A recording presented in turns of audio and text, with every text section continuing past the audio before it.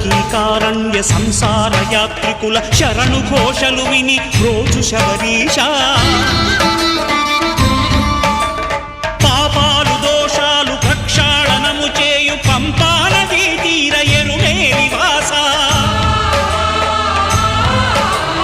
నియమాల మాలతో సుగుణాల మెట్లపై నడిపించి కనిపించు అయ్యప్ప స్వామి